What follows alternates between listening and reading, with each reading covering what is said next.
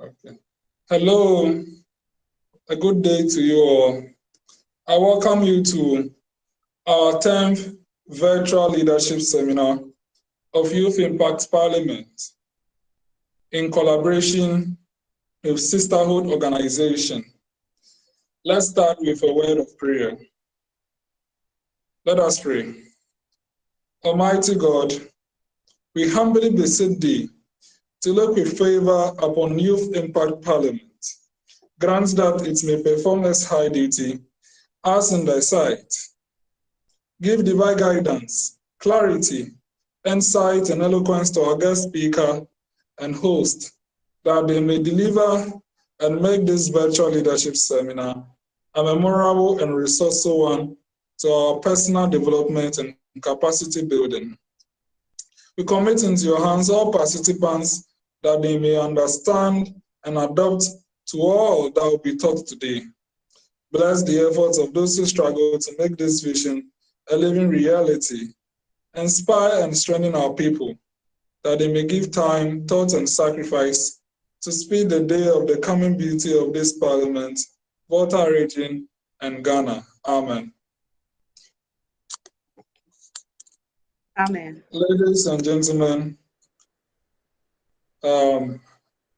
I can see online Innocent Bomepo, Cletus Awiline, Steve, and then our guest speaker herself, a beautiful lady on our poster. We'll proceed to the next item on our agenda for today, which is welcome address by host. Madam Guest Speaker, honorable members and fellow participants, it is an honor for me to host this memorable event again as your Speaker of Parliament. This youth organization, that is Youth Impact Parliament, a subsidiary of Youth Impact Movement, is focused on impacting its members positively and significantly. This occasion assiduously promotes the vision of this Parliament. The topic for today's leadership seminar and 10th edition is affirmative action and gender mainstreaming as strategies for development. And this topic will be handled by our guest speaker, who is no other person than Miss Christabel Naa Tsotsoo Larmie. She is the program officer of Open Foundation West Africa, an advocate and a leader. I hereby, and on behalf of leadership of the House, humbly welcome you all, most especially our guest speaker, to our 10th virtual leadership seminar. Thank you and welcome once again. I'll move on to the fourth item on our agenda for today. The fourth item is introduction of guest speaker. Honorable members, Miss Christabel Naa Tsotsoo Larmie is a Ghanaian by birth. She is passionate on advocating for issues on social justice.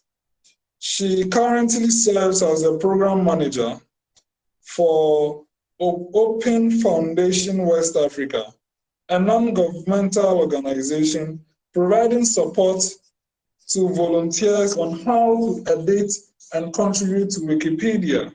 I think they had a program just recently, or they are yet to have. She'll confirm that when she comes on floor. And promoting of open resources in areas like education and many more. She is also a volunteer in the area of communication with the African Women Forum in Ghana. She's a gender advocate group. She is part of the Affirmative Action Bill Coalition. She is also a graduate of the University of Ghana, where she studied sociology and English, that is Bachelor of Arts, honors. While in school, she served as the Speaker of Parliament for the University of Ghana Parliament House, Accra City Campus. She was the Deputy Electoral Commissioner and Deputy Sponsorship Head of the SRC of UGACC. She's a graduate of Women and Politics training organized by FES. Abantu for Development, and Women in Broadcasting in 2020. She was awarded the Outstanding Female Leader of the Year at SHE Essence Awards. She had her secondary education at Wesley Grammar School, Dansuma. She is identified as an advocate, a Christian, a passionate leader. Honorable members, I humbly introduce to you Miss Christabel Naa Tsotsoo Larmie. Miss Christabel Naa Tsotsoo Larmie. The audience, ladies and gentlemen, I respectfully invite to the floor our guest speaker to take the floor and present to us on affirmative action and gender mainstream as strategies for development. That is our topic for today. Madam Guest Speaker, the floor is yours. Thank you. Thank you very much, Mr. Speaker. Or should I say Right Honorable Speaker? I want to use this opportunity to thank everyone, especially you, for this this platform. And as rightly said, yeah, even though the pronunciation of my name didn't go well, but it's normal because yes, and now it's Christabel Naa Tsotsoo Larmie. So for your for your audience to know.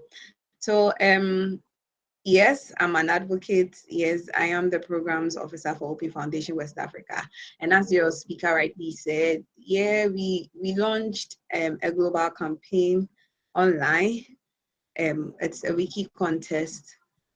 And as he said, with our organization, we educate people on how to edit Wikipedia as well as do other things.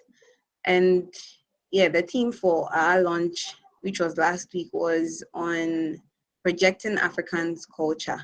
So we are looking at making known to people what actually is in Africa, aside they knowing that Africa is full of trees and how should I call it, monkeys and islands, but there's more to Africa than what they perceive of us. So that was the aim of our launch, though basically it has to do with contributors giving us information with regards to our culture, our food, our marriage, our festivals, and all, so that people will know that Africa has a beautiful culture in it, aside people knowing us as one country, as they will say in their various worlds. So, yeah, today I'm going to touch on affirmative action and gender mainstreaming as strategies for development.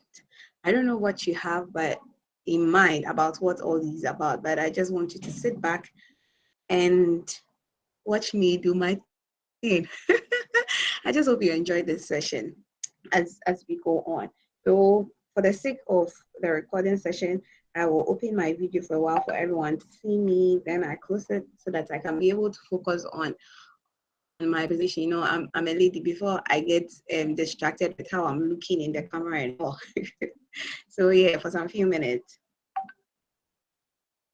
Okay, so this is me, everyone. Hope you can see me. Yeah, I like the reaction of the right honorable speaker. So I'm turning it off so that I quickly do my presentation. Thank you. So with your permission, right honorable speaker, may I share my screen? Yes, kindly proceed. Okay.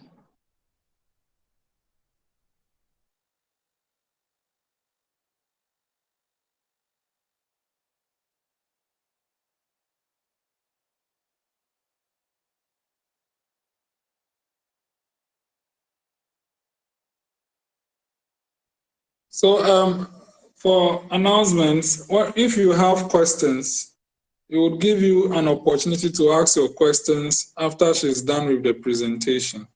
So kindly write your questions when you have them. Thank you.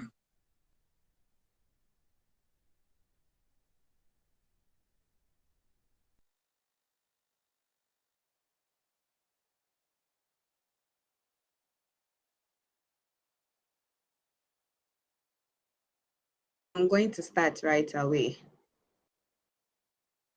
All right, Please. so our topic for today, everyone, has to do with the Affirmative Action Bill. It's actually a bill or an intervention, and gender mainstreaming as strategies for development. So one will ask, how is it that all of a sudden we have something called Affirmative Action Bill and gender mainstreaming? How did they all come about? And so these two terms came about due to one phenomenon in the world, and that has to do with gender inequality. It is due to gender inequality that we have here today something called affirmative action and gender mainstreaming. So now, gender inequality. We know that gender inequality has to do with the discrimination of sexes, okay? So male, female, their roles and all, how we prioritize a particular gender over another gender and the effect it comes up with. And this gender inequality has had serious effect in our world today, not just in Ghana, not just in Africa, but the world in a whole. And it has its own way of manifestation. And it manifests itself in different forms. So in our economy and our security, our education, our health, and a lot of different aspects in our development. So with the way it manifests itself, we can say that the fewer women in our society participate or yes in decision making, and this is likely that the decisions made are working in favor for a more gender equality. So in this case, the fewer women we have in decision making are trying their possible best to come up with ways that could have them involved in so many things. That is how come you have conferences like the Beijing conference and a lot. And UN has actually taken a lot from that particular conference because it came up with the strategy, gender mainstreaming. And that is what we are going to talk about in this session. So the representation of women in the formal decision-making positions is therefore an important factor to improve certain aspects like gender equality, as well as enhancing development in our country and in the world in a whole. So yeah, affirmative action. So we are going to take the terms in the topic one after the other to address them. So when we talk about affirmative action itself is a topical issue. So it's an intervention, and this intervention is relative. So um, if you are at a workplace and then there's a need to address something like gender inequality, then the authorities or the institution with its heads have to come up with something called affirmative action to help address certain issues in the workplace. So we're looking at people who are disadvantaged in the workplace, so it can be anyone. So that's something that the term affirmative action is relative based on the context in which you are using it.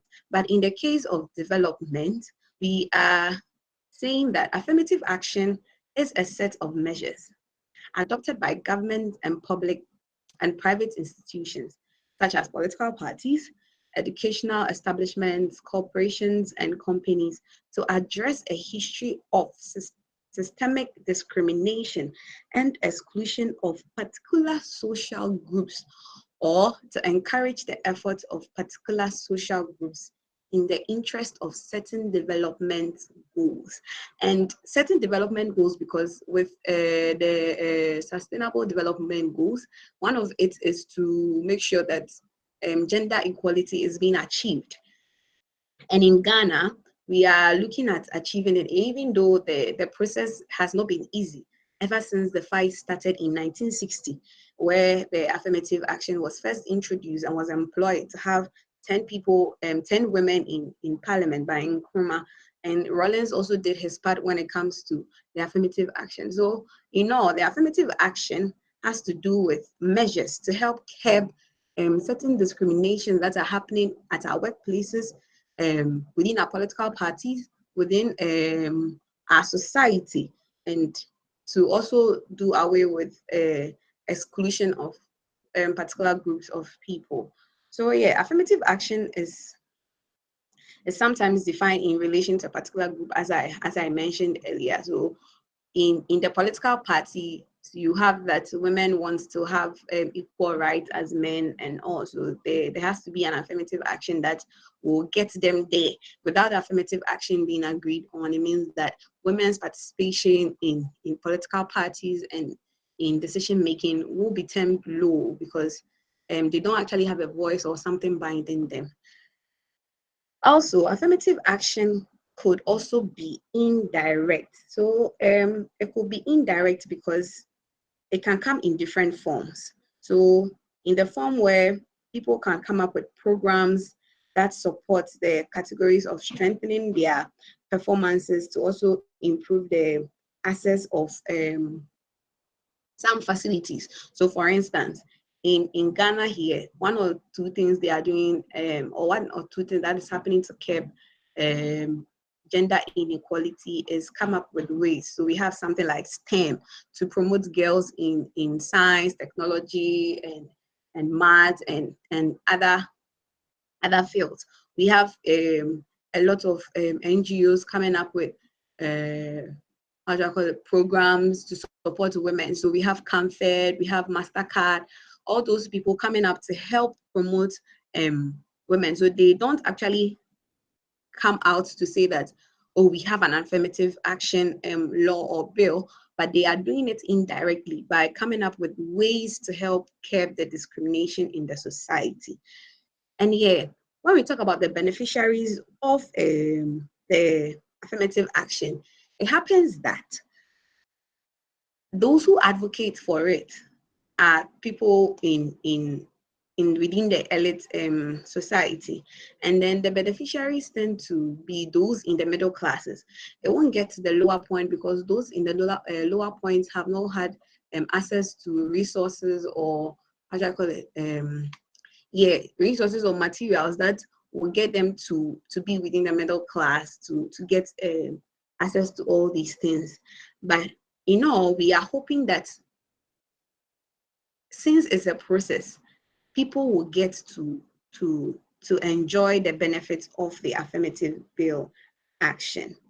So yes, the affirmative action bill. So the affirmative action bill in Ghana. So as I stated earlier, the bill was employed in Ghana since independence to help address the issue of gender and regional imbalances in access to education, health, work, and politics. So in 1960, there was a legislation for the Affirmative Action Act that brought, as I mentioned, 10 women to represent in the region. So that was done by Nkrumah, where he made it open, give 10 seats to women without they being how do I call it? Without them contesting for elections. They were just picked out, like appointed to represent the region in parliament.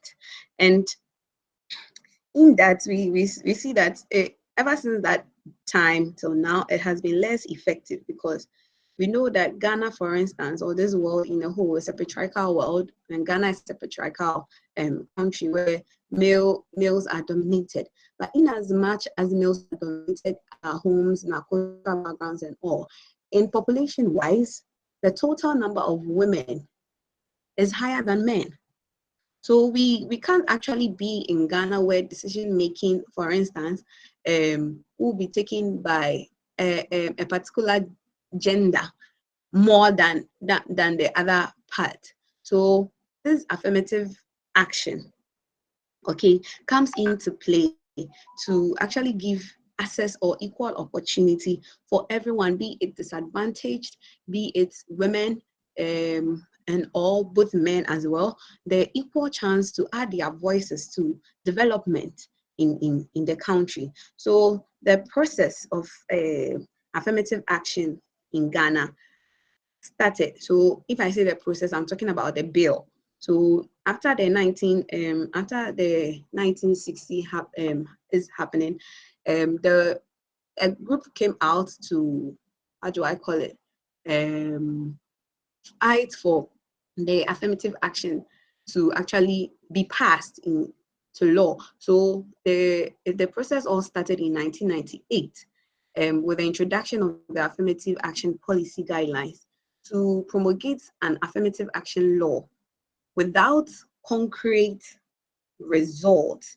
And these people who helped form this particular group has to do with women in women's groups and then civil society organizations. So they had to come up through a coalition, and the coalition has to do with form of like an agency, but they are to fight for a particular focus. So collective and solidarity actions have since in the past pushed for the adoption of the affirmative action mechanism and placed the prime issue of parity in women's participation as a core demand in their work. So these coalitions that came up, their focus was to help increase the participation of women in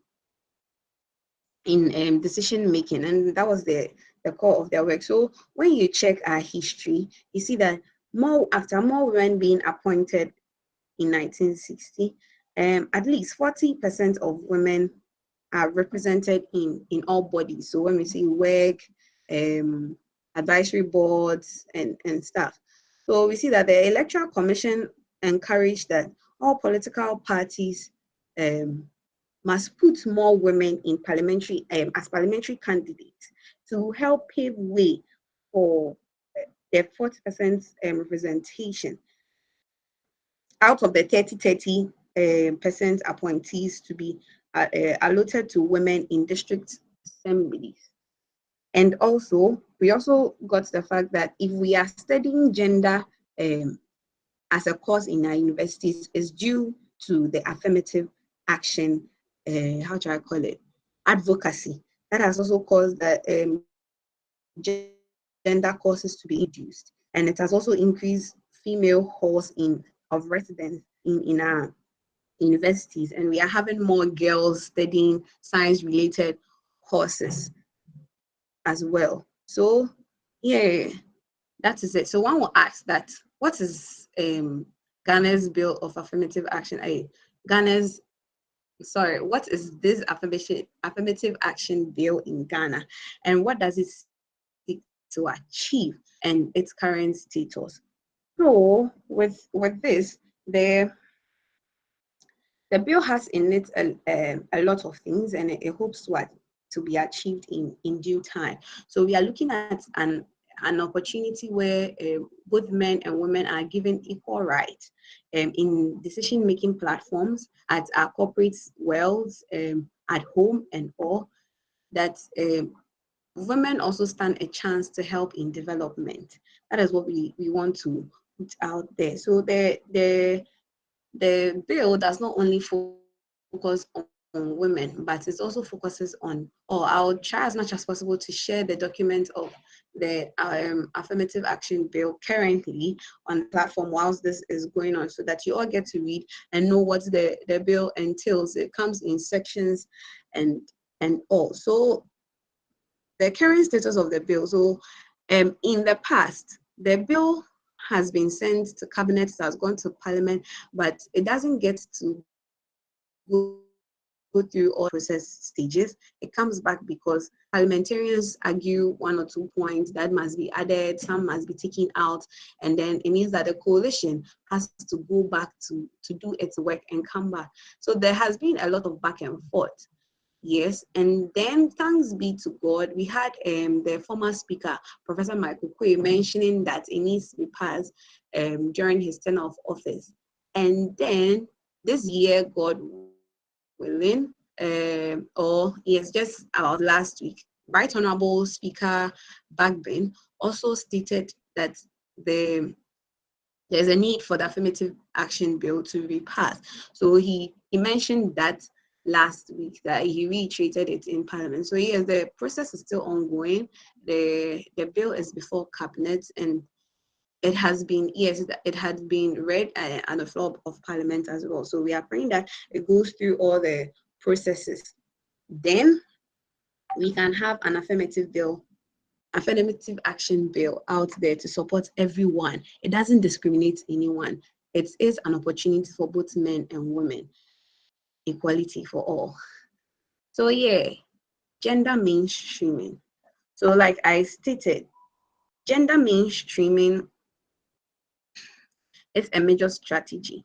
And this strategy is to help solve the issue of discrimination in countries and in our societies. So someone asked, what is the meaning of gender mainstreaming? So gender mainstreaming is a strategy to improve the quality of public policies, programs, and projects, ensuring a more efficient allocation of resources so that better results are increased in areas of well-being for both women and men, and the creation of more socially just and sustainable society. So yeah, it is a major strategy to help curb the issue of discrimination, because it gives way for the analyzation of gender related issues to be included when people are making decisions in their workplaces,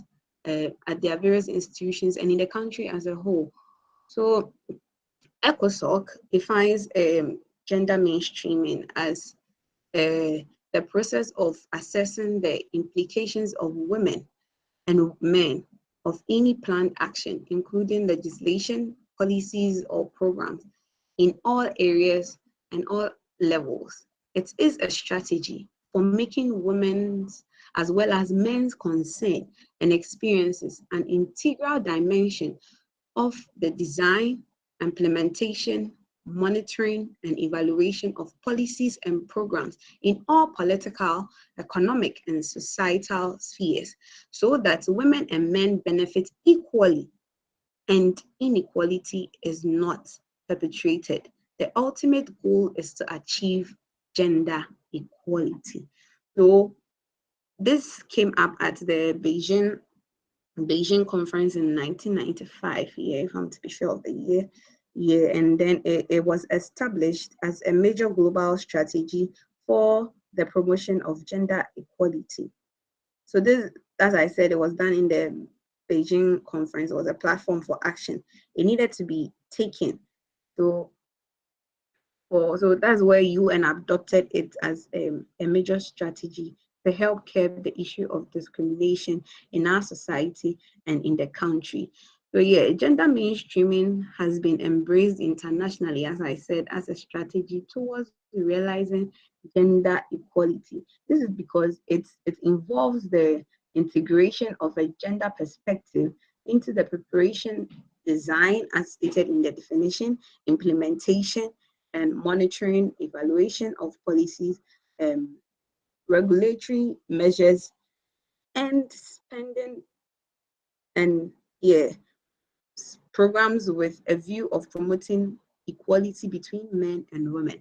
So this basically has to do with the fact that if gender mainstreaming is being adopted in our various countries or institutions, then it means that whatever decision that will be taken in our various institutions must have the following, must have both women and men as concerns during implementation stage, during the monitoring stage, during the evaluation of policies, and then programs that will come up in our political, economic, and societal sphere. So they must take into consideration both the women and men. But I'll also add that the disadvantaged in society, so I'm talking about disabled people, should also be considered in this piece.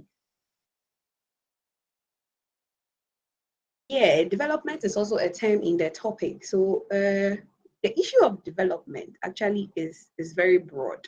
So one will say, what is development? In my own view, or also the definition here is being done by the Society for International Development, and it states that it is the process that creates growth, positive change, or the addition of physical, economic, environmental, social, and demographic components.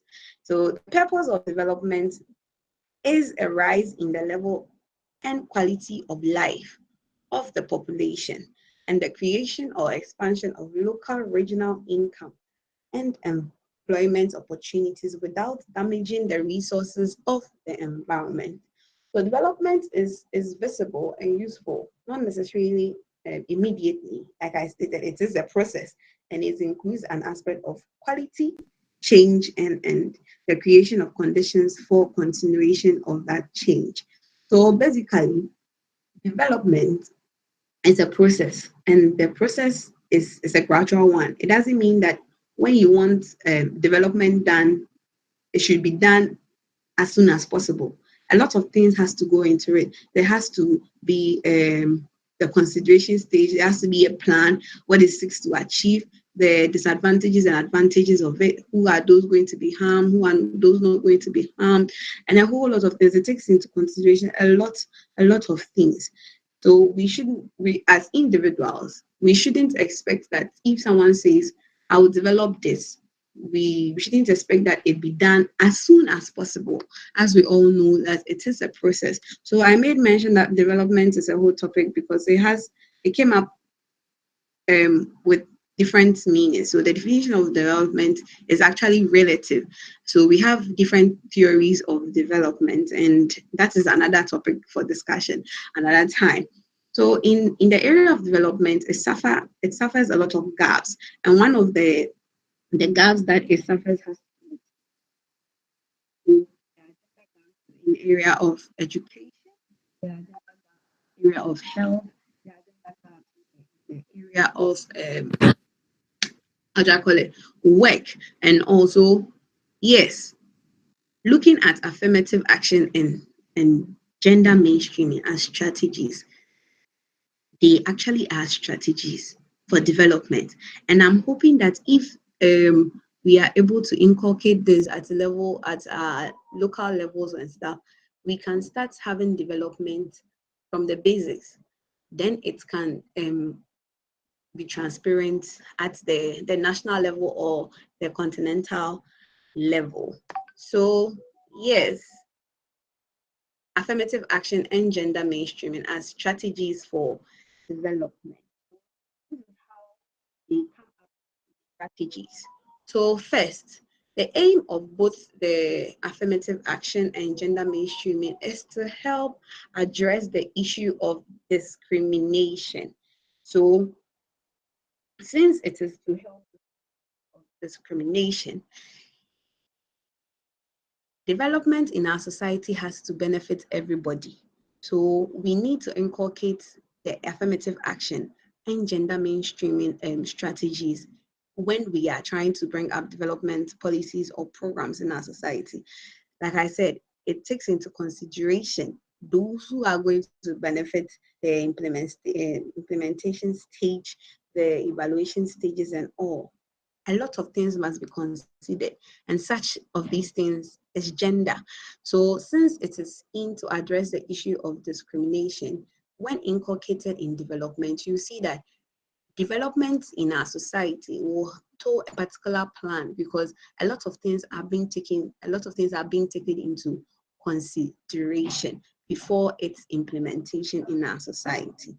So yeah, it doesn't only aim to avoid the creation or reinforcement of inequalities, which can have adverse effects on both women and men. This is because if at a point, so women are fighting for equality in society, if attention is being given to women in all, very soon men will come up um, making demands because they'll feel that attention is being switched. Do you understand? So That is why we are saying that it should not look at a particular gender, but it should focus on both genders.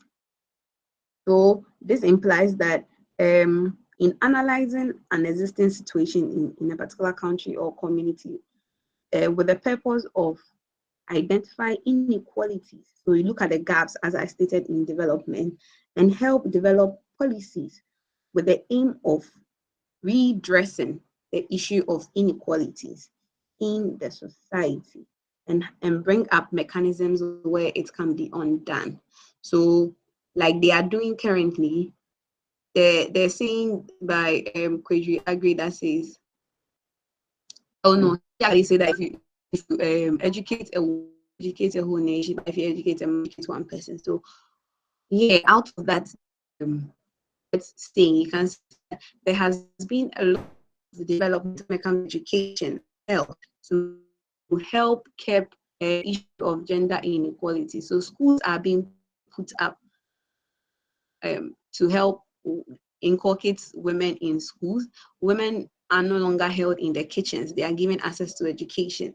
And then when it comes to healthcare, a lot of things are being put in place to reduce mortality rates and things. When it comes to work, a lot of employment are being done, giving women chances to do that. And then when it comes to capacity building, women are being open to learn whatever thing they want to learn, maybe skills and all. So in time, we are trying to create opportunities to help curb this gender inequalities in our society, and it is all because of affirmative action and gender mainstreaming. So the next point that sees the affirmative action and gender mainstreaming as strategies for development has to do with that. It promotes inclusion. It doesn't leave anyone out. So if gender mainstreaming and affirmative action are being adopted once again, it's going to promote inclusion. So in this case, it's going to give opportunity to both men and women to add their voices when it comes to decision making, when it comes to other sectors of development. So when it comes to education, so we have women taking up educational roles and other positions to do a lot of things. You're having women as board directors, you're having women in important positions that men equally also share such roles. So when these are inculcated in our developmental strategies or policies, it's actually going to promote inclusion, because a lot of women, like for instance, politically, will be put out there to participate in political parties activities. So they will run not for just secretaries and women's organizers, but they will also come out to be vice presidents like Professor Jane, taking up bigger roles and not just the lesser ones. So the third point has to do with it improves development indicators. So if affirmative action and gender mainstreaming are being inculcated, as I stated, it's going to improve development indicators by reducing inequalities that facilitates the contribution of a particular social group when it comes to development. So in this case, it's going to include both men and women and the disadvantaged in developmental policies and all. So it's going to address issues relating to both the productive and distributive aspects of development. So when it comes to the production side, we are going to have people adding voices, their contributions and all. When it comes to the distributive aspect too, it won't go to one particular group of gender, it will also go to other groups of gender. So we are looking at women and other disadvantaged in the society. So with point 4, it enhances productivity, improve development outcomes. So if gender mainstreaming and affirmative action has been inculcated in our developmental policies and programs, it's going to help enhance their productivity and also improve outcomes when it comes to development, because it's going to increase and recognize the gender perspectives in different areas of development and ensure that effective achievement of goals are being made in areas of economic and social areas. This is because, how do I call it?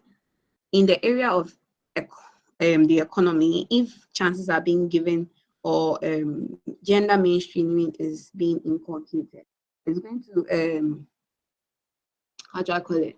Recognize the dealings of or the activities of both men and women, and it won't look at just one side when it comes to those who are adding more to the economy and those who are reducing and all. It's also going to look at the outcomes at the social levels as well.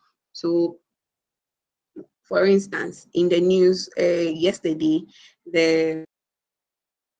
there was a part in the Western region that the people were complaining of their roads and all. And some of the people in the city were saying that the MP there is a woman, and her name doesn't ring bell now. She comes only to share rice and oil. So those in the society are asking that she comes to do more than just what? Share rice and oil. So they want the fact that she being an MP, she is not limited because she can actually lobby for a lot of things on the floor of parliament to be done in her region, and she is not doing it. And so they are asking that she stops the sharing of rice and oil and look forward to constructing their road for them.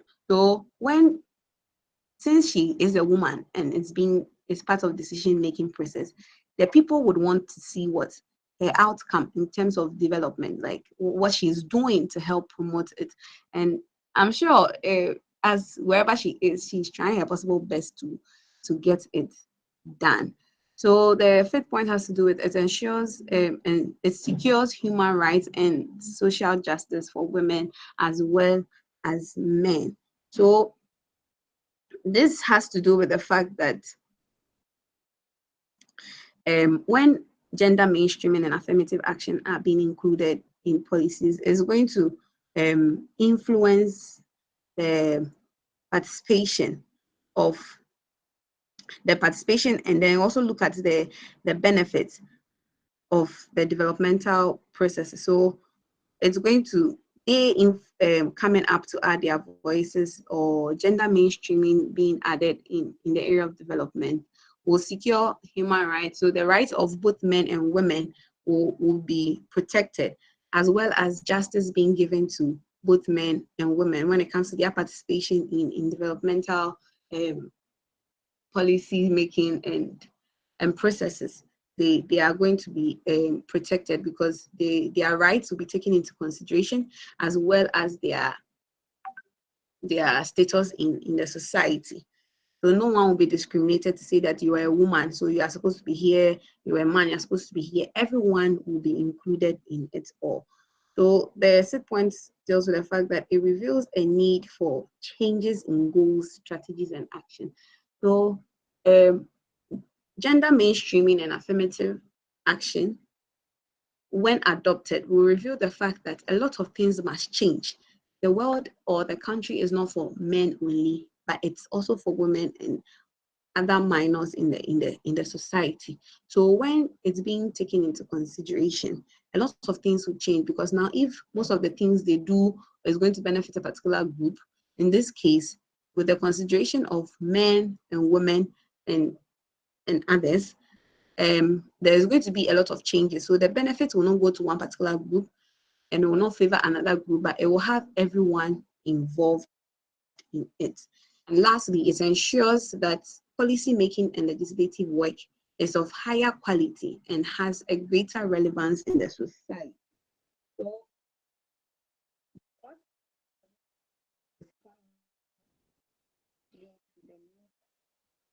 is going to take care of both men and women. So now legislative work will have a higher quality. It won't just have a shallow or a surface, how do I call it, quality, but it will have a higher quality and will have greater relevance in the society because it's going to have on board or in concern, or is going to, how do I call it, have into consideration both men and women in the society. So if gender mainstreaming and affirmative action is being adopted as strategies when it comes to development, it's going to have a long way to affect our development in the country, because looking at the sustainable development goals and having gender equality in it, if it's being achieved, then the society will be a better place. I'm not saying the society is not a better place now,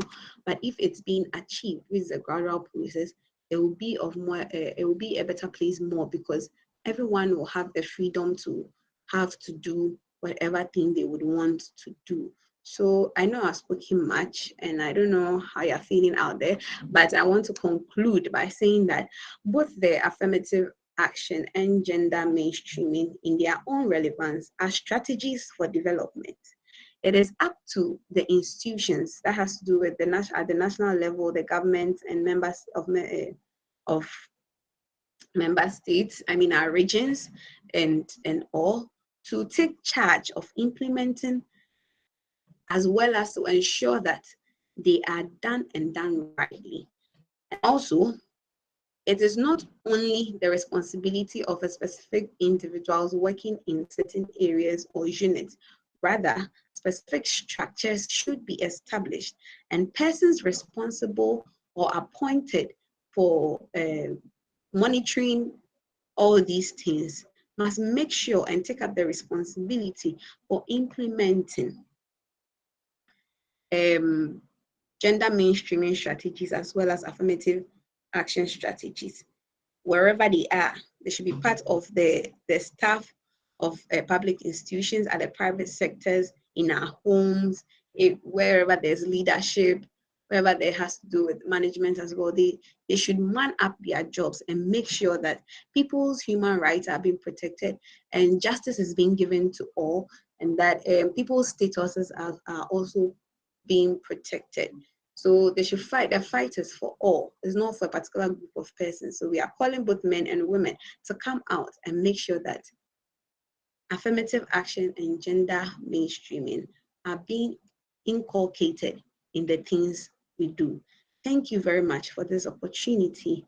And I'd like to say once again, thank you for the opportunity. Yeah, Mr. Speaker, please, you have the floor. Thank you very much, our guest speaker. That was a brilliant presentation done by you, and I can see a lot of females online. And I'm very sure they have questions to ask. So that was a brilliant presentation there. And the floor is accordingly open for questions. If you have a question, kindly just write briefly question in the in-call message, and I would ask you, and I'll call you to ask your question. Equally, you can just unmute yourself and just notify that you have a question, and I'll call you as well. Any question on the presentation, we can all proceed. If you are all thinking about your questions, I'll go ahead and ask my. Madam Guest Speaker, the National Gender Policy, and then please, have you heard of the National Gender Policy before? The gender policy, if I may ask. And I'm not so sure about that, but you can go ahead. Let's see what we can do. Okay, I wanted to hear your opinion on the gender policy and how, if it works in favor of the affirmative, and then maybe any difference of that sort.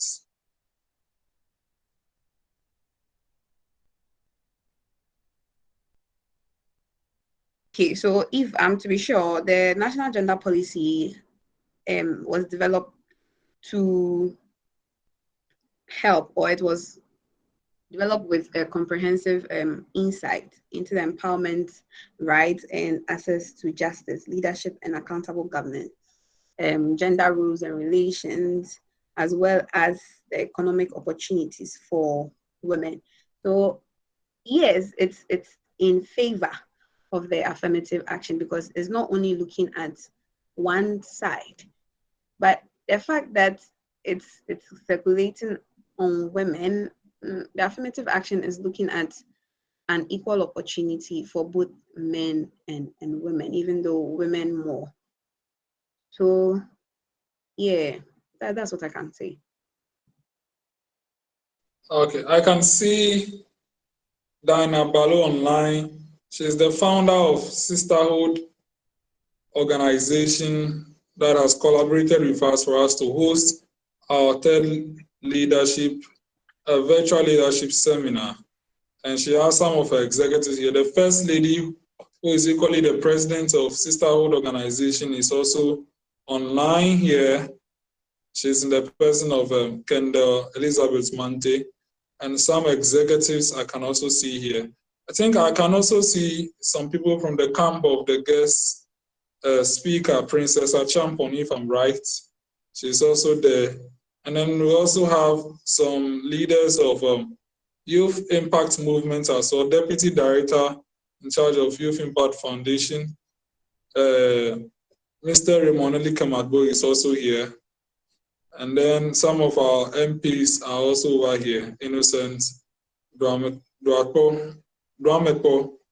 And then, yes, I can see Yvonne, Aku Asempa, and then all of you, Obed, Cletus. Please, if you have questions, you can unmute yourself. Sharita, Adjo, I've seen you as well. If you have questions, you can unmute yourself and then ask. If you don't have, okay. Yes, Hakem as well. Hakem is a speaker of one of the SRCs of the private universities in Ghana, and he is also joining us for today. Yes, right on how Hakem, you can unmute yourself and ask your question. Thank you. Good evening, House. The name is Hakeem Enyan Steve, and Okay. then the Speaker of Parliament for Wisconsin International University College and a law student. Mine is not a question, but a comment that the affirmative action bill and the gender mainstreaming comment that she gave in the presentation was brilliant. But when you look at the national policy guidelines for gender, as you're looking at, it's something that disenfranchises or actually, let's say, lower standards. Reasons is this. One, the gender streaming is what brought into when you are going for admission into the universities, whereby women were given 18, and then let's say men are supposed to go with 12. And then let's say certain other instances where they created, even in 1960, certain seats uncontested, like it shouldn't be contested by males. When you redo that, I'm of the view that in as much as we are trying to ensure that females are going to go into, let's say, mainstream leadership, it should be such that they should be encouraged to step forward, to go for the challenge, but not making it look like serving it on a platter in a way. Because certain males would have gone to a very deprived community school, they try and get 18. A female will go to a very elite school, gets 18, but the man from the deprived community would not be given the opportunity, but the woman from a very elite community will be given opportunity. So moving forward, that when we are all moving on this, we should try and empower our sisters to come for the challenge and then rise to the occasion, so that it wouldn't look like things are being served on the platter, because we believe that they have very good contributions also to bring on board. That's my comments. Thank you very much. Yes, thank you very much. Before our guest speaker gives a response, I heard the term shemale.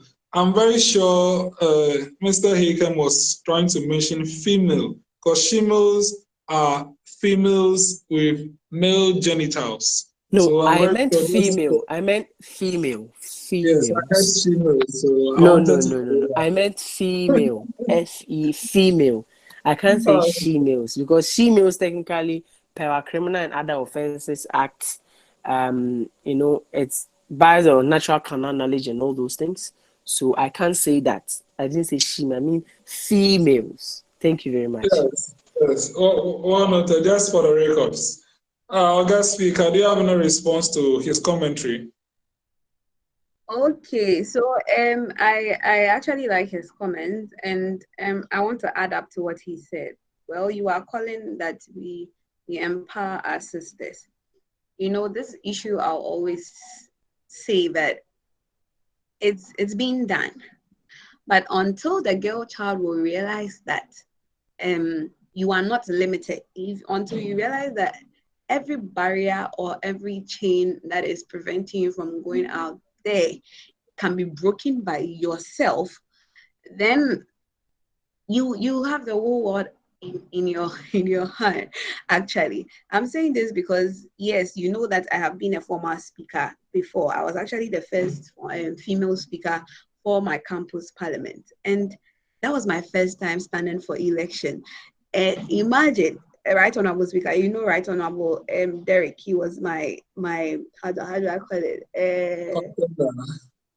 my other opponent, yes, and I Yes, have to contest election with him. But in this case, what came to play was the fact that I worked right from level 100. He had a bit of on and offs at sittings and all. The people who had seen gave votes to who it rightfully belongs. So yes, women, you do not have to sit to be empowered. You should look at what is happening around you. If you choose to sit and fold your arms and not come out there to or and not empower yourself, then you realize that you are losing. In this case, you do not, I won't say you have the right or do not have the right to blame it on others, because you are failing to do it for yourself. So if you are able to come out there, I mean, break the barriers, because no woman will want to stand election with a man, because you know how many in some elections, their voices alone can actually bring it up. But I stood for the election. I actually had to gain my ground. Honestly, there were times where I was how do I call it? I was shivering a bit, but I had my coaches telling me that, hey, you can do it, go for it. And I contested for the election. I won. I became the first female speaker. He became my deputy speaker. So yes, you can do it. Don't limit yourself. If you put fear in yourself, it means you can't get to the top. Don't, if you feel you want to help people, that is where it begins. Begin to nurture it and go out there and be great. I mean, thank you very much, Hakeem, for your comments. I think Cletus has a question. Yes, Mr. Cletus, kindly unmute yourself and ask your question. Thank you. Thank you very much, Honorable Right Honorable Speaker. So, my question to the guest speaker is, why is it that from a confidential point of view, I want her to tell the House, why over 6 decades now? Because from her submission, it seems from 1960, where the first president, that's Dr. Kwame Nkrumah, allowed 10 women to go uncontested to Parliament. I want her to tell us, like, from a confidential point of view, why the bill has still not been passed, the affirmative action bill. Yes, that's my question.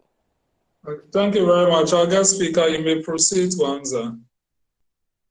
Okay, so I'm glad to, if you actually listen to my presentation, I made mention that after the 1960, there has been how do I call it? Chances where the bill has been presented, but it's always sent back, because when it's being presented on the floor of Parliament, because you know that we have different, we've had different governments coming in and going out. So if it's being presented in a particular government and then its debates are being done on the bill and there are amendments in how do I call it? and the amendments, it is being referred back to the coalition to go and add and make corrections and bring it.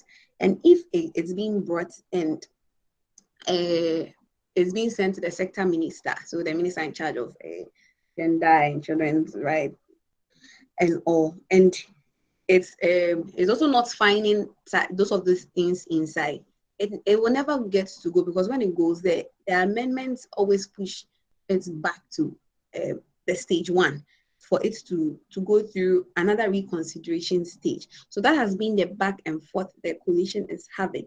And then that's what I'm saying, that we are hoping that since it's being presented in the parliament again now, and the Right Honorable Speaker back then has reiterated that it needs to be passed, we are hoping that this particular bill presented will actually be considered and passed into law. That's what we are hoping, because that has been the hope of the coalition, because day in and day out we are having dialogues, we are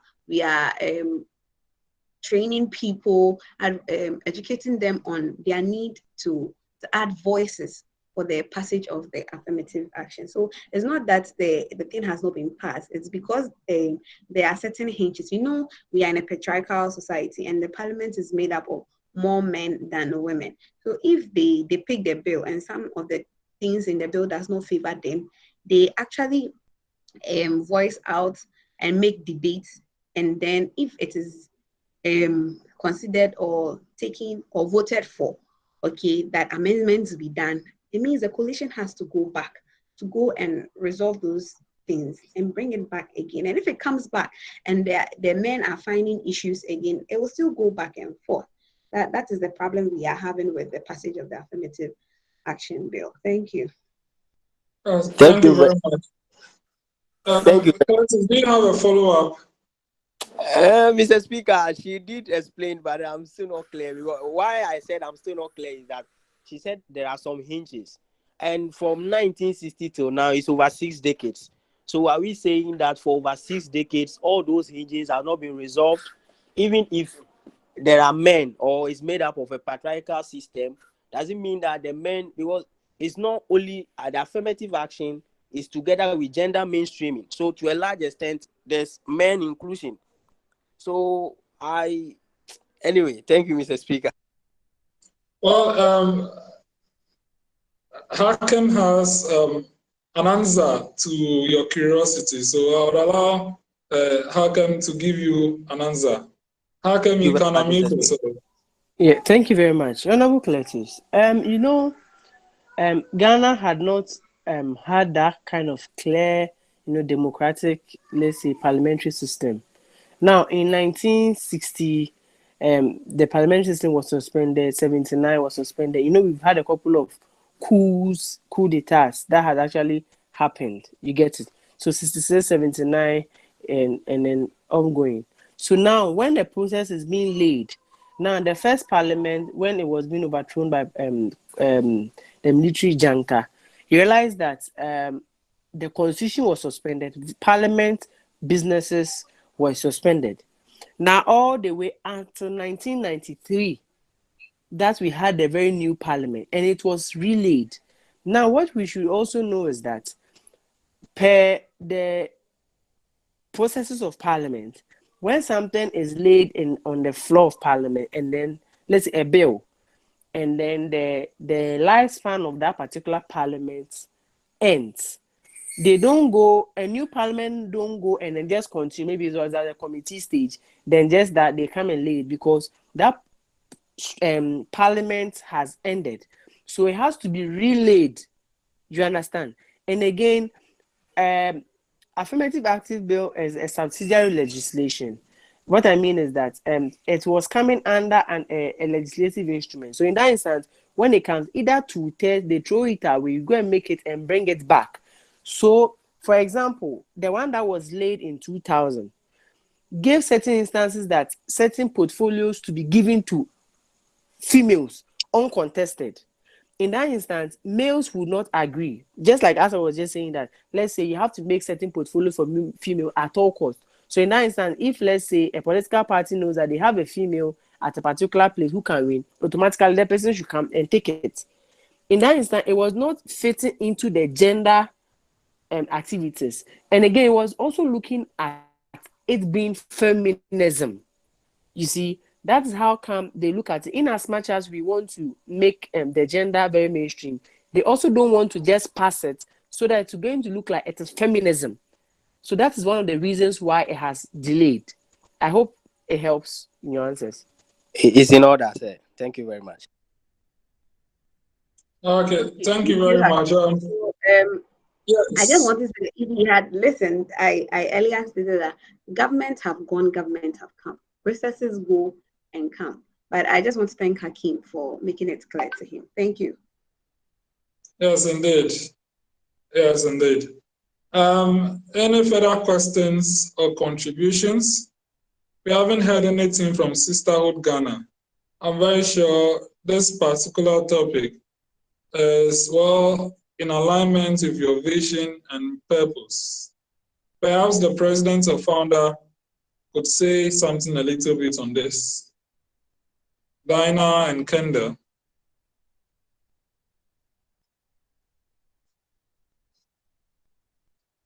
Yes, oh, they are not. Kendall, I can see you online. Kindly unmute yourself and say something. If she's not, I'd like to Thank state you. that. Okay, yes, Kendall, proceed.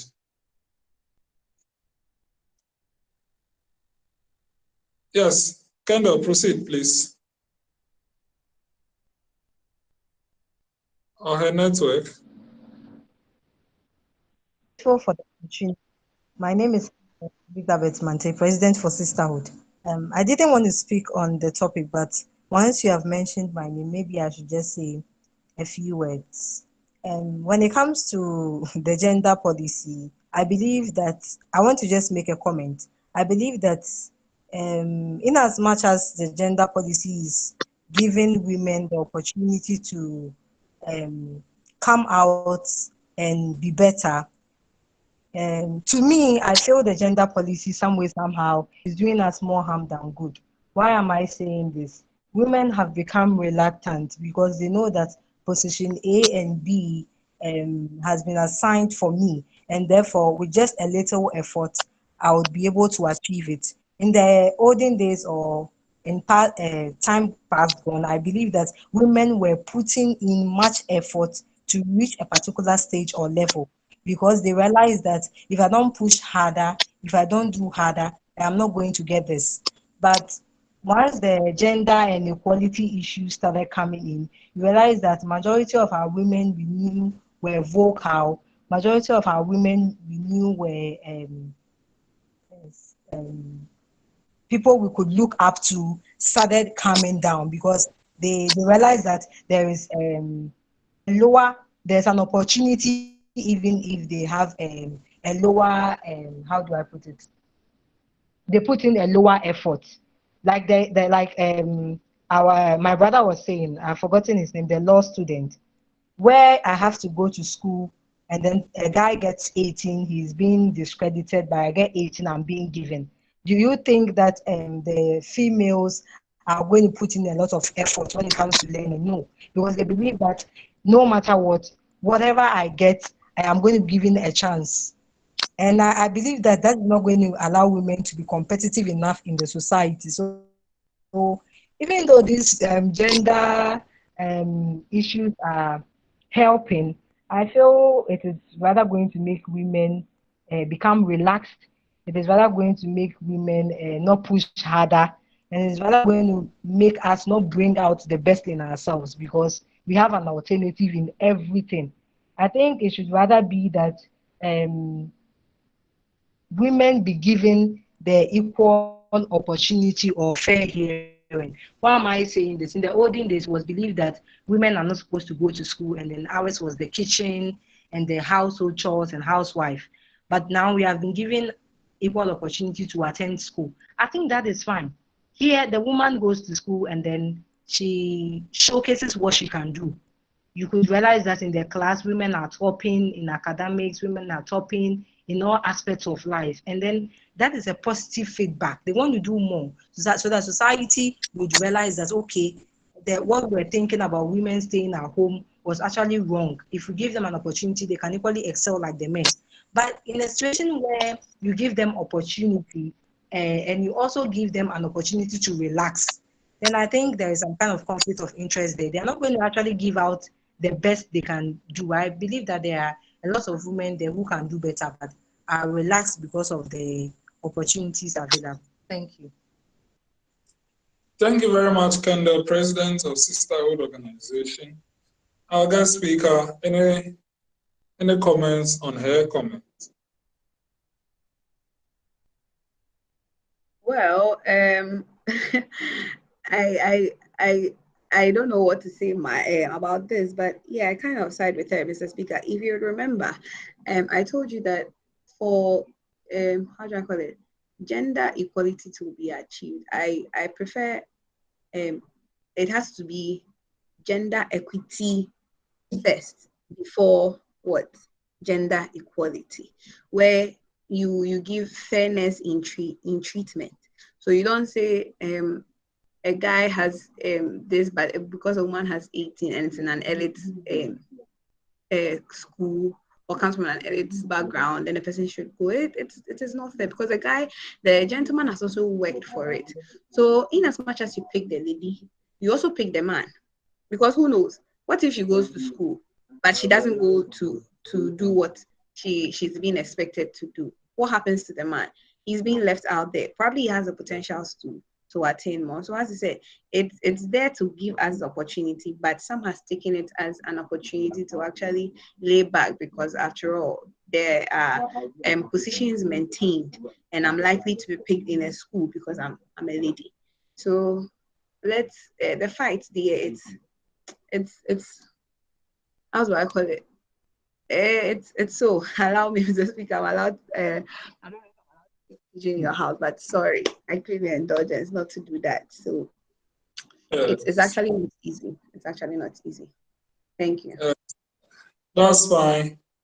I equally concur to equity before equality, because you all have it on record that currently the University of Ghana, the current situation over there is equity. It was not like the position was reserved for women. By chance, after Kofi Annan, Chinihezi became the new chancellor. And after the former council chairperson, the former Chief Justice, Sophia Akufo, became the new chairperson of the governing council. After Prof. Ebenezer Oduro, I'm very sure, then Prof. Nana also became the vice chancellor. And there was a female registrar before. It was not that the position was reserved for them. They proved themselves worthy, and then coincidentally, we had 4 females leading the front of the University of Ghana. So that is also in line. Now going to the example of United States of America, Congress. The Vice President, Her Excellency Kamala Harris, did not win because the position was reserved for her. She earned it and she got there. And as Vice President, she is President of the Senate. And also, Speaker Nancy Pelosi, she earned her place as Speaker, having served as Speaker before and representative of one of the district constituency of California. She had the opportunity to serve again, and coincidentally, it happened that the leaders of the 2 houses ended up becoming women. It was not that the position was reserved for them, they earned it. In Barbados, the current president is a female. In Trinidad and Tobago, they have 2 chambers. The president of the Senate is a female, and then Speaker of the House of Representatives is a female. They earned it, the position was not reserved for them. Currently in South Africa, the deputy president, which is equivalent to vice president of the Republic of Ghana, is a female. And then there came to a particular time, the chairperson of the National Council of Provinces of South Africa and then the Speaker of the National Assembly were all female. They earned it. It was not reserved for females. It was because they earned it. And even currently, the Speaker of the National Assembly of South Africa is a female. They all earned those positions. It was not reserved for them. The only place where you can see that it's looking like it was reserved is this ministerial position for gender. Of course, you want female to champion that issue. So on that particular occasion, we can claim that it is being reserved. Even in Kenya, as of now, they have women constituencies. And also in Uganda, there are, for every constituency, there has to be a female for one. And I'm very sure the Senate of the United States of America, there are 50 states, but each state must have a female and then a male representing them. So in those particular cases, it does look like the position is being reserved for them. But some other positions, the females that are there do earn that position to be there. And as you rightly spoke, for you to become the first female speaker of your house, you earned it. And that is how it is. So indeed, I think in our panel discussion, we had a panel discussion before, of which you were also a panelist. I think when we were having a discussion, we did realize that it appears the feminine gender is not strong. Naturally, they enjoy being at the back to see the men do the job. They are more of a supportive figure, if you may classify as such. They are more of a complement. That is how the phenomenon is like. However, being a complement does not mean you cannot lead. And we must encourage female leadership. So this topic is in shape, and then we do hope that the bill will be passed as soon as possible. As the Right Honourable Speaker of the 8th Parliament, the Honourable Alban Sumana Kingsotoni has indicated that the bill will be brought back again to be laid and be passed. We are hoping that before the end of the tenure of the 8th Parliament of the Republic of Ghana, the Affirmative Action Bill will be passed into law. Ladies and gentlemen, any further questions? If you have any commentary, submission, or questions, kindly indicate, or you can equally. Okay, I think Hakem has a little bit of a view on what I stated. Dana, I'll listen to you after hearing Hakem. Hakem, I didn't say that they are weak. I think the point I made was that they are more of a compliment. And it looked like they are reserved and then they want to see men do the job. I'm not sure I stated categorically that they are weak, but however, go ahead with your okay. Thank you, Right Honourable Speaker. You see, the female gender, I bet you, is the strongest gender you can ever have. And then as a background, as a health person, and then reading the law, and I can give you a lot of instances whereby the female gender is the most strongest gender, and then we have to, push them and let them know that they have to earn it, as you said, and I agree and I concur with that. Now, a female gender, for example, let's use our main instance. When Kwame Nkrumah was contesting for presidency, when he came with CPP, it was the Makola women who supported him. Now, the female gender is a gender who can multitask. For example, in our homes, our mothers would cook, take care of babies, and then be washing at the same time. But our fathers, when you try that, either the baby is going to get hurt or the food is going to burn. You just have to choose one. The female gender is a strong gender, a complement, but rather a par with the male gender. Rather, what we have to move on is that the gender equality that they look at to be, you should rather look at it as gender equity and let them know that there is nothing as a female, but you rather rise to the occasion, just as our females having pressure groups and all these things here. We had a woman called Ama Benuado who was a regional minister once. And then I bet you that any person who you say you are a male, you can't contest her because she was good at what she did, because she brought herself up there. She earned it. Margaret Thatcher did that, and other people.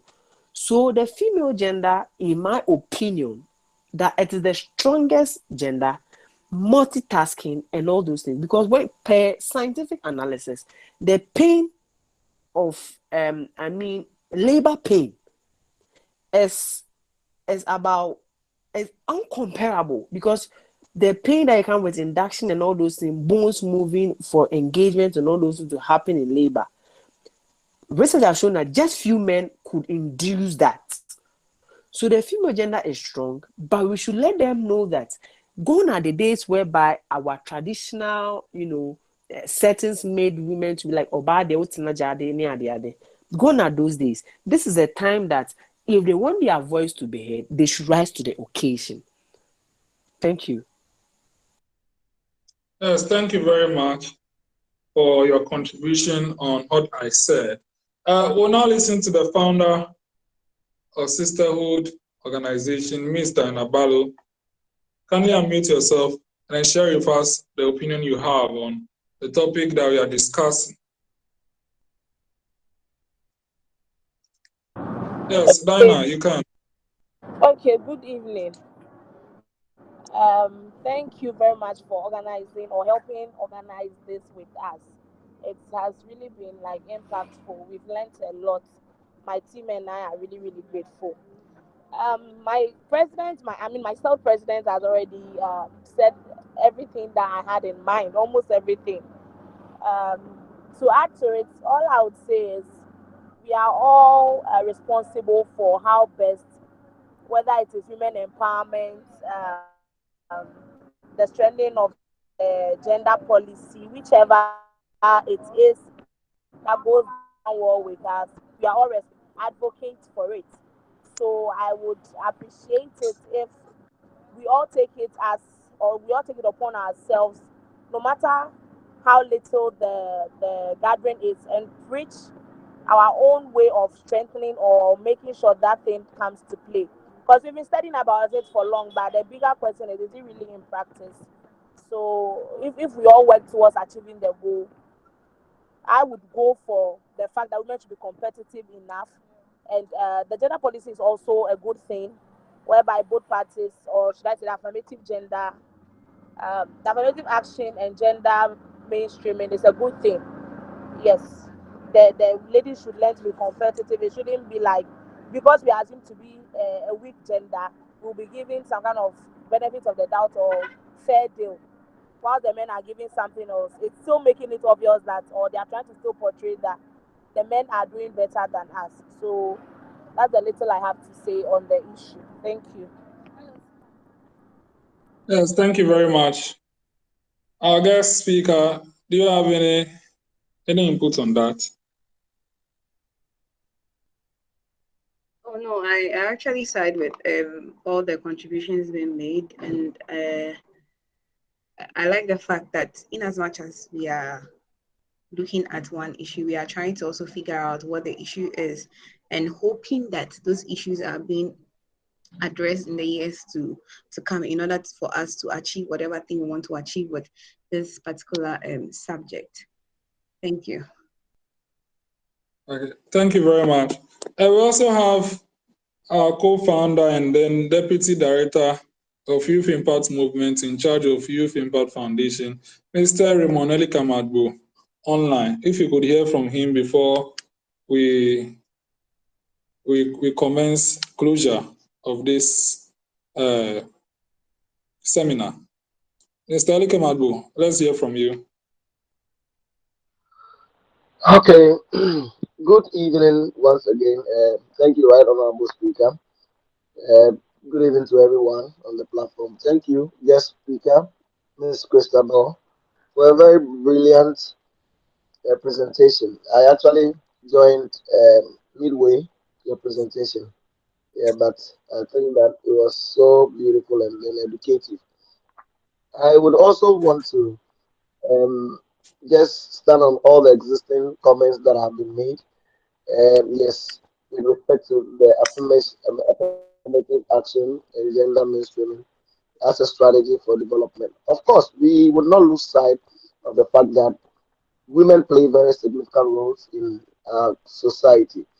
I think the earlier speaker before Miss Diana spoke made a very significant point that we should all take note of. That the woman is able to multitask. The woman is able to do a lot of things at the same time and do them so well. A man can try as much as possible to multitask, but would not be so much excellent as a woman would do. It's as though women are born with it. And aside the fact that women may be born with this particular trait, we should not also lose sight of the fact that women are brought up in that way. So it becomes part and parcel of them. Mind you, when you are able to practice something for 21 days repeatedly, it becomes part and parcel of you. But this is something they have been doing all their life. And so they can do it and be better at it. Now, coming to the issue of how to see women and men afar, yes, we all will not lose sight of the fact that there is a saying that one man can do, women can do better. And we all say it, and the women all also say it.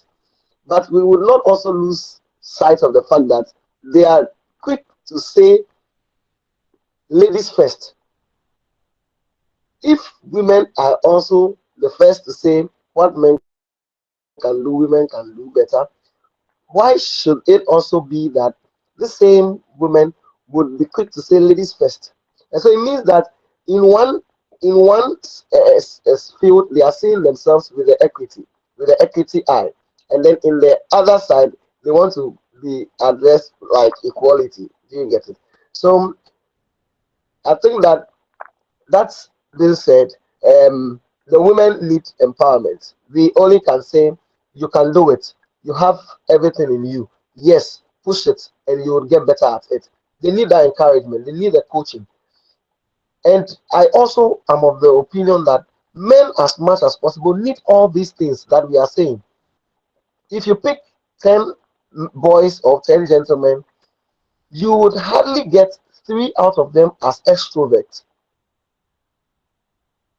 And even if you're able to get half of the 10 as extrovert, extreme extrovert, you may only get two who will be able to stand up for what they want and then do it and do it at its best. And so we lose sight of the fact that men also need this encouragement and they need all the support and they need all the coaching. Men need it also as much as women. And so, but we will just have to give them the benefit of the doubt and give them more, uh, yes, attention as and when they need the coaching and then the support and what have you. We can keep the gender ministry alone for uh, designated for the women because maybe most of the issues that come through those ministries are ladies oriented or women so much attached. But the the view of making positions available for them only, saying that no, this position is for women, I think that it will do so much bad than good to us.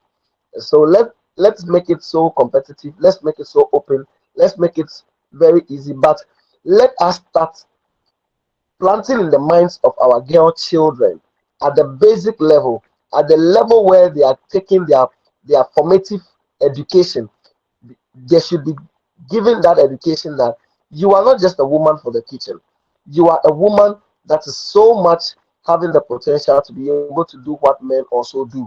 And you should put forth to be able to be the best at it.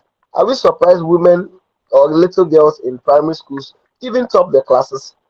So why do we allow them to top the classes and get to the university and we say ladies first? You get it. So I think that women have all the potentials. Let's give them the little encouragement and then the little push. Let's not lose sight of the fact that men also need all these things that we may be doing to the women. And then we are sure to have a community better than we all came to meet. Thank you very much, right, honorable speaker in the August House. Thank you. Yes, thank you very much. Are there any further comments or questions? Princess Salom, Innocent. Do you have any commentary? Are there any further questions? In the absence of any further questions, we'd like to proceed to close today's program. And we'll first start with closing remarks from our guest speaker. So, Madam Guest Speaker, the floor is yours for your closing remarks. Okay, thank you very much, Mr. Speaker in the House. Thank you, all of you, for your audience. And thank you also for the feedbacks. And once again, thank you for the opportunity. It's actually been an excellent moment for me and for all, because I didn't only come to present or make some advocacy on affirmative action and gender mainstreaming, but also I've come to also learn a lot of things based on the contributions being made by your honorable members here on this platform. And I want to say thank you, that wherever you are as a woman, do not wait for someone to come and push you. Pushing or empowerment actually begins with you and from your mind. So make up your mind to stand tall. You know, as Raymond said, that if women are doing well in their classrooms and are becoming first, why wait till at the university or something before you say ladies first? We've started already. So don't be how do I call it, downplayed or anything. As a woman, go out there, be your best, be you, and stand tall in everything that you do. Once again, thank you for the opportunity, and I hope to be on this platform once again. And to conclude, lastly, please, as we go out there, let's make noise about what we've come to learn here today, and also tell friends and friends and friends that this is it. We can all be a part of it in achieving whatever thing we want to achieve with this particular subject. Thank you, Mr. Chair and the House. Thank you very much, our guest speaker. On a usual day, I would continue with my closing remarks. But since today's seminar is a collaboration, to be right for us to listen to either the founder or the president of Sisterhood Organization give their closing remarks before I, on behalf of Youth Impact Parliament and Youth Impact Movement, give my and close today's seminar.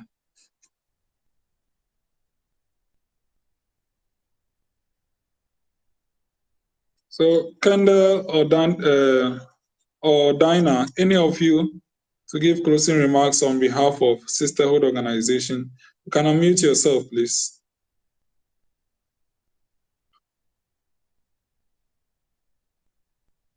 Okay, it seems my first lady is not really having stable network, so I will do that on our behalf. Um, would first of all like to thank the Almighty for a day like this, and also to thank the guest speaker, Madam Christabel, for accepting to do this with us. It's been really excellent, and we all benefited one way or the other. The message has been so clear, and we are grateful and hoping that we will have more of this, to get to know each other, to get to impart, to get to impact, and also to learn as well as we grow. And also to thank our Youth Impact Parliament for the collaboration and the opportunity to do this.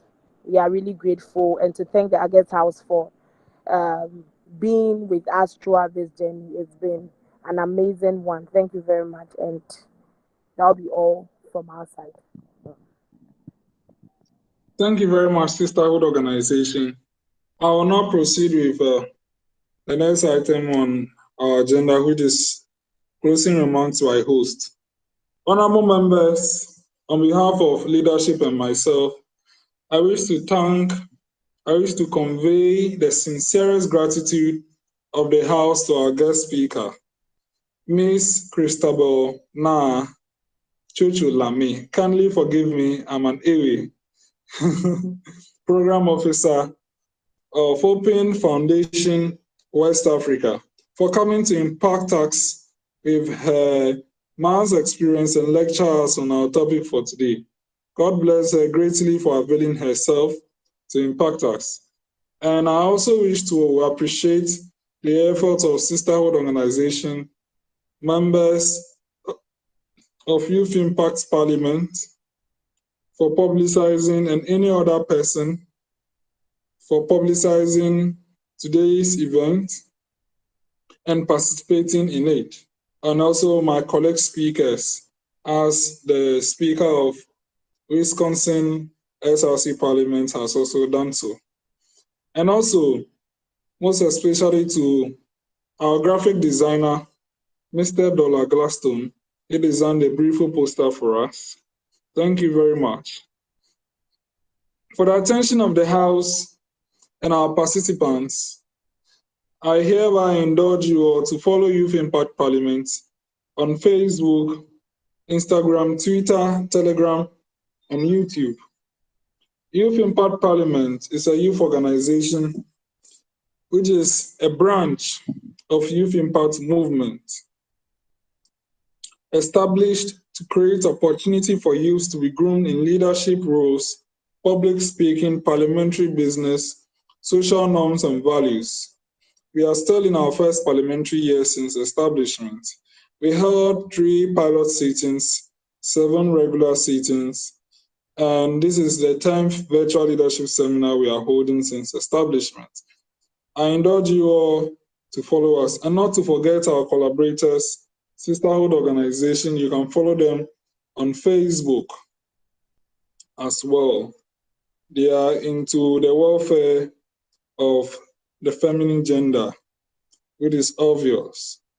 Youth Impact Parliament is also open for support from the general public.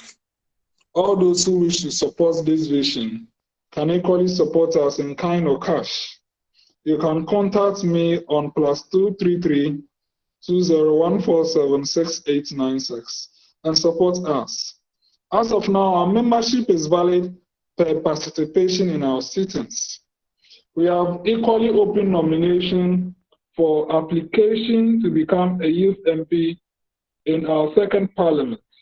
Our second parliament will be composed of 93 constituencies from Volta region, OT region, Eastern region, and Greater Accra regions. Hopefully, in our subsequent parliaments after the second parliament, we might expand to the entire Ghana to cover all the 275 constituencies of the Republic of Ghana. For the forms at no cost, go to our Telegram page for it or our Facebook page for the link and apply accordingly. Nomination will close on the 20th of June. Equally, Youth Impact Movement is open to anyone at any side of the nation, Africa, or Ghana. Youth Impact Movement is headed by the director, who is the founder, which is me, and assisted by 2 deputy directors who are the co-founders, one in charge of parliamentary affairs, which is Youth Impact Parliament, and one in charge of humanitarian affairs, which is Youth Impact Foundation. Sisterhood Organization was founded by Ms. Dinah Balu, who is the founder, and currently the presidentship has been headed by Ms. Kendall Elizabeth Mante. In their constitution, the president is called First Lady and has 2 deputies who are accordingly Second Lady and Third Lady, and the entire executive committee. Votes of thanks. Honorable members, at this juncture, I would like to use this opportunity to thank the Almighty God for making this program a success. My second thanks goes to our guest speaker, Ms. Christabel Naa Tsotsoo Larmie, for making time to facilitate our program and taking delight in it. Thank you, madam. I also want to use this opportunity to thank our collaborators and anyone who has directly or indirectly contributed to the success of this program in the organization of publicity. God bless you all. And my last thanks goes to all of you who have participated in the live stream. Accordingly, it will be uploaded on our YouTube channel and Facebook for future participants to participate and learn from what we have done or discussed today. God bless you all for availing yourself God bless you abundantly. Let us take our closing prayers.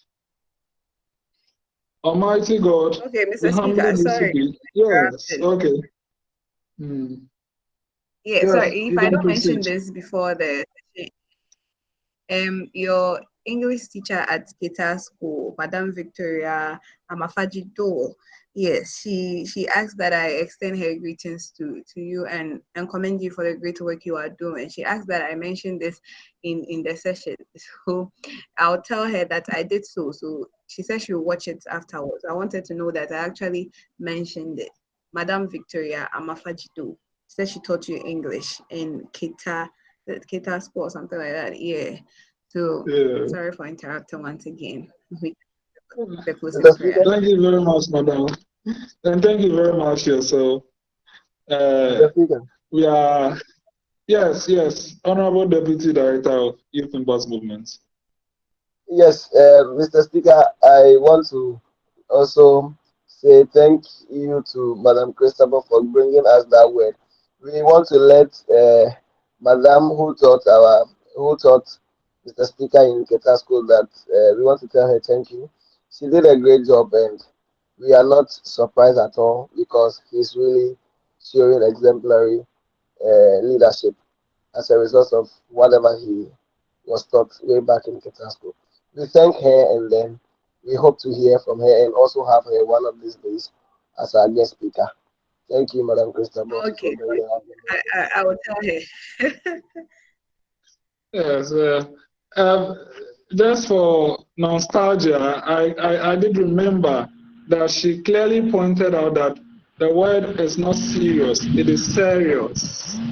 It is not C, it is S, so it is serious. I'm very sure when she watched this video, she will equally remember. So thank you, madam. I'm grateful for your mentorship. Let us proceed to our closing prayer. Almighty God, we humbly beseech thee to look with favor upon this youth impact parliament. Grant that it may perform its high duty as in thy sight. Give divine guidance to the speaker and founder of Youth Impact Parliament. And then to our guest speaker for appearing to impact us, lead her in her future endeavors. And also we commit unto your hands our subsequent leadership seminars and programs that we would hold. Bless the efforts of those who struggle to make this vision a living reality.